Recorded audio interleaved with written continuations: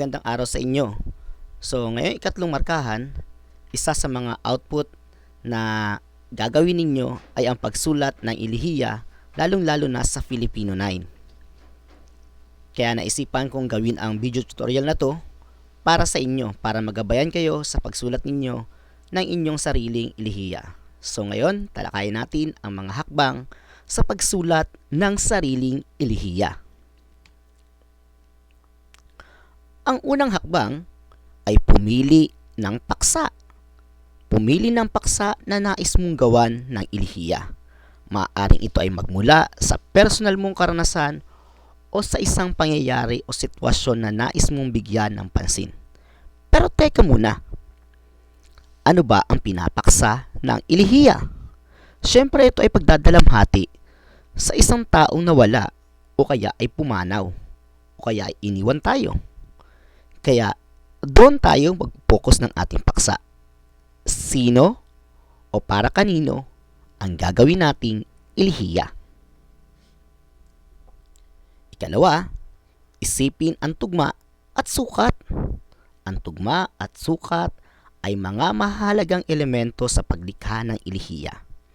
Sapagkat ang ilihiya ay isa pa ring anyo ng panulaan. Kaya napakahalaga ang tugma at sukat para maganda itong pakinggan. Piliin ang mga tugma at sukat na nais mong gamitin sa inyong ilihiya. So maaari kang gumamit ng iba't ibang uri ng tugma at sukat depende sa iyong reference o preference o nais gawin. At ang sunod ay magsimula sa paggawa ng taludtod. Subali dito kailangan mo na mag-outline ano ba talaga yung mga konsepto na bubuo doon sa iyong paksa. Pagkatapos noon, dito ka pala magsisimula sa paggawa ng mga taludtod na makatutulong sa pagpapakita ng paksa. Kumbaga ito yung detalye. Ano po, paksa, detalye. At sa bawat detalye o sa subtopic, gagawa ka ng pagtalakay. Ito ang bahagi ng ilihiya kung saan ipinapakita mo ang iyong mensahe. So dito, kailangan natin yung detalye para makita yung mensahe mo sa iyong ilihiya. Ang sunod ay ipakita ang iyong damdamin. Ang ilihiya ay nagpapakita ng damdamin ng manunulat tungkol sa paksa. Kaya't dapat magpakita ka ng iyong mga damdamin at saloobin upang mas maging personal ang iyong ilihiya. So, kung makikita nyo sa larawan, ayan, umiiyak siya kasi yun yung damdamin talaga sa ilihiya. Pagdadalamhati, paghihinagpis, pag-aalala o pag-alaala, at pagpaparangal. So, yung tatlong elemento na kailangan meron tayo sa ilihiya. Po.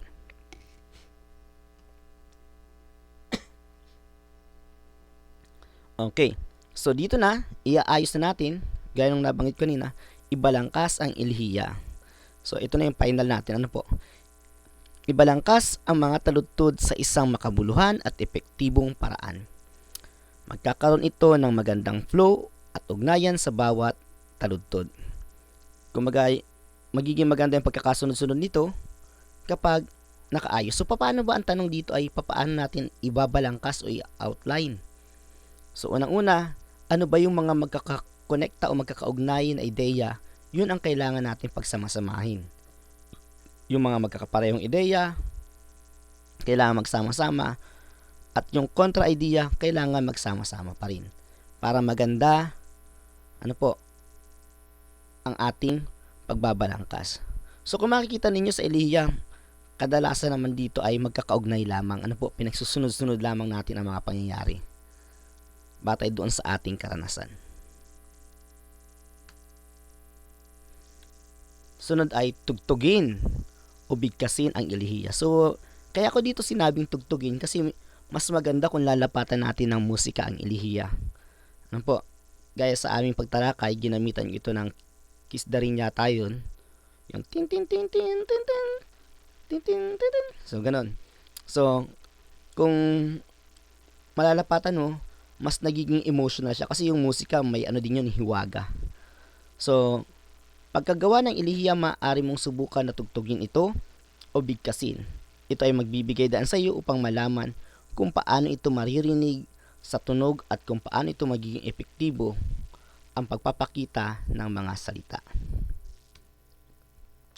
So yun, so sa pamamagitan nito o sa pamamagitan ng mga hakbang na ito ay maaari ka nang maglathala ng isang magandang ilihiya na makatutulong sa pagpapakita ng iyong mga saloobin at damdamin tungkol sa iyong paksa. So yan, makakapagpasa ka na ng iyong output sa ilihiya at syempre kung gusto mo maglathala in the future o kahit ngayon ay pwede mo nang gawin.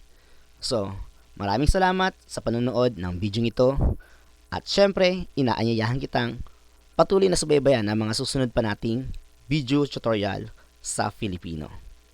At kung may gusto kang talakayin, i-comment mo lang sa baba ng video ito.